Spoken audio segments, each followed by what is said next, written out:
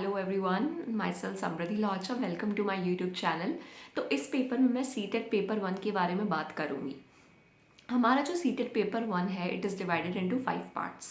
पहला पार्ट हमारा है चाइल्ड डेवलपमेंट पेडागोगी, दूसरा है मैथमेटिक्स, तीसरा है ईवीएस एनवायरमेंटल स्टडीज़, चौथा language and fifth one also language, second language. तो हर सेक्शन में 30-30 क्वेश्चंस हमें दिए जाएंगे। So each section has 30 questions. तो हमारे हर सेक्शन में 30-30 क्वेश्चंस के जो हमारे टोटल क्वेश्चंस हो गए वो हो गए 150। और हर क्वेश्चन 1 मार्क्स का है and there is no negative marking in the exam. आपको कितना टाइम मिलेगा एग्ज़ाम करने के लिए? You will get 150 minutes to do the exam. So enough time हमें मिल रहा है, ठीक है। तो without wasting any further time बात करते हैं कि पेपर क्या है, कैसे आएगा and how to approach it, ठीक है। तो सबसे पहले मैं बात करती हूँ चाइल्ड डेवलपमेंट पेडागोगी। जो मैंने अपनी पहली वीडियो पेपर 2 में बताया है, बिल्कुल सेम चीज़ इसमें भी अप्लाई होती है। फॉर पेपर 1 एज वेल हमें बेसिक आइडिया चीज़ों का होना चाहिए। अगर हमें एक बेसिक लेवल की नॉलेज है about certain things, about basic की कैसे चीज़ें फंक्शन करती हैं एक स्कूल में एंड कैसे एक टीचर की मेंटेलिटी होनी चाहिए, कैसे उसका थिंकिंग प्रोसेस होना चाहिए, तो हमें ज़्यादा प्रॉब्लम नहीं आएगी ये पेपर सॉल्व करने में। बट येस, अगर 30 क्वेश्चंस हैं तो 20-22 क्वेश्चंस आप बिल्कुल अपनी बेसिक कॉमन सेंस से यूज़ कर सकते हैं। और बाकी क्वेश्चंस करने के लिए आप बेसिक थ्योरीज पढ़ेंगे, वो एनफ होगा, it will be more than enough. तो कुछ थ्योरीज हैं अपनी, वो पढ़ लेना और जो बेसिक हमारे कंसेप्ट्स हैं जस्ट उनको गो थ्रू करना। प्रीवियस ईयर पेपर्स ले और उसमें देखो कि पेपर कैसे आया है, कि क्वेश्चंस कैसे पूछे जा रहे हैं, हमारी थिंकिंग कैसी होनी चाहिए in order to approach the question. Then second, अगर मैं बात करूँ मैथमेटिक्स की, कुछ लोग कहते हैं कि उनका मैथमेटिक्स बहुत ज़्यादा वीक है, कि मतलब वो न्यूमेरिकल्स करने में उन्हें थोड़ी प्रॉब्लम होती है। तो अब जैसे ज़्यादा टाइम नहीं बचा है फॉर मैथ्स एज वेल, तो हम क्या कर सकते हैं कि हम उसमें भी सेक्शन में भी कुछ मार्क्स गेन कर लें। तो अकॉर्डिंग टू मी जो मैथ्स पेडागोगी है, जो 30 में से 15 क्वेश्चंस आपके मैथ्स पेडागोगी के आ रहे हैं, जस्ट इंश्योर कि आपको उसका ढंग से आइडिया हो कि आप 15 में से ऑलमोस्ट 15 क्वेश्चंस पेडागोगी के कराओ।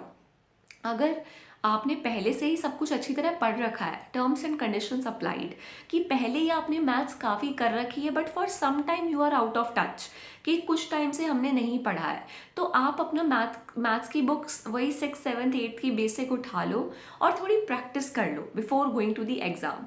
बट ये तब कर सकते हैं हम अगर हमने पहले कभी मैथ्स ढंग से पढ़ी हो। बिल्कुल कोई न्यू बिगनर है, कोई नॉवाइस है, उसके लिए I would not suggest that. उसके लिए तो you can do one thing, आप मैथ्स पेडागोगी पे जाओ, उस पे क्वेश्चंस देखो, वो आपको ज़्यादा बेनिफिशियल होगा। Now coming to the third section which is environmental studies, EVS. तो ईवीएस में भी वंस अगेन अगर किसी का पहले से टच है with that particular subject, go and revise that. अगर नहीं है, 15 क्वेश्चंस तो पेडागोगी से ही आ रहे हैं एंड दैट टू हमारे क्वेश्चन, सबसे खासियत इस एग्ज़ाम की ये रिपीट होते हैं। तो अगर आप पेडागोगी के क्वेश्चंस एक बार देख लोगे, questions are going to get repeated, तो वो आपकी पेपर में हेल्प कर जाएगा।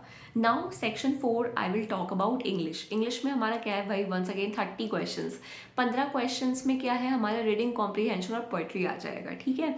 तो अगर किसी ने इंग्लिश पेडागोगी नहीं कर रखी बट किसी की रीडिंग हैबिट अच्छी है, तो वो रीडिंग कॉम्प्रीहेंशन और पोइट्री के क्वेश्चंस बहुत इजीली कर लेगा, उसको कोई प्रॉब्लम नहीं होगी। बट ये सेक्शन ऐसा है कि इसमें आप ज़्यादा से ज़्यादा मार्क्स फेच कर सकते हो। तो अगर किसी ने लैंग्वेज 1 के लिए इंग्लिश को भरा है, तो ये जो 5, 6, 8, 9 दिन हमारे पास हैं बिफोर दी एग्ज़ाम, तो रीडिंग कंटिन्यू करो अपनी, कोई भी न्यूज़पेपर उठा के पढ़ लो थोड़ी देर, और उससे बहुत ज़्यादा बेनिफिट हो जाएगा इन दी एग्ज़ाम।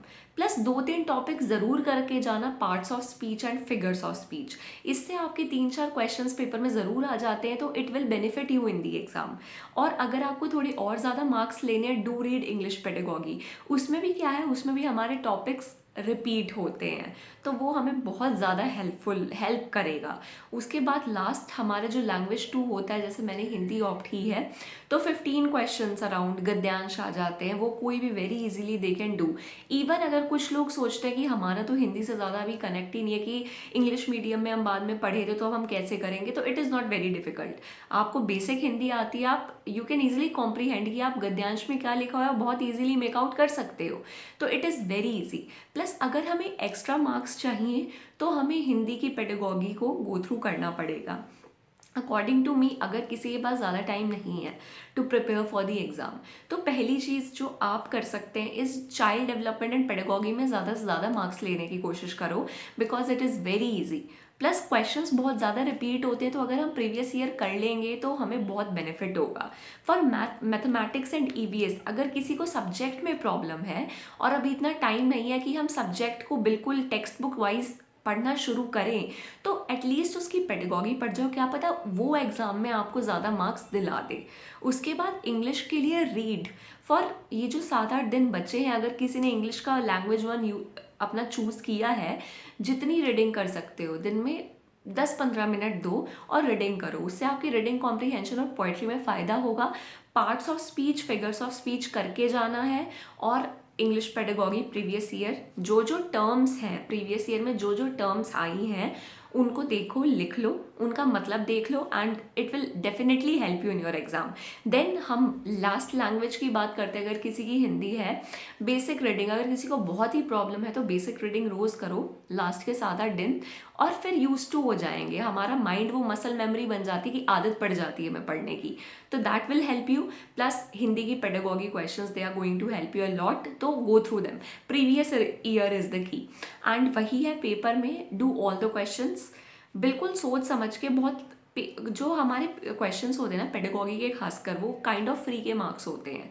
अगर किसी ने थोड़ा बहुत कर लिया तो वो बहुत इजीली कर पाएगा, क्योंकि कुछ ऑप्शंस बहुत इजीली एलिमिनेट हो जाते हैं, जो एक कॉमन सेंस हम लगा के समझ सकते हैं कि ऐसा तो बिल्कुल नहीं हो सकता। तो अगर आपको आंसर नहीं आते, ट्राई एलिमिनेशन मेथड, कि क्या क्या ऑप्शन तो बिल्कुल नहीं हो सकते, फिर उन्हें हटा के फिर तुक्का या गेस वर्क करना है अपना। बिल्कुल ब्लाइंड फोल्डली गेस वर्क हमें नहीं करना कि हम बस कोई भी ऑप्शन लगा रहे हैं, नो। जो पहले ऑप्शन एलिमिनेट करो बेसिक सेंस से, उसके बाद जो बचे then use your guess work and you will do fine in the exam. All the very best for your exam, and please comment अगर आपको लगता है कि मेरे को कोई और चीज़ें भी अपनी वीडियोस में इंक्लूड करनी चाहिए, so that my quality would be better. Do comment, do like and subscribe the video. Thank you so much and all the very best for your exam.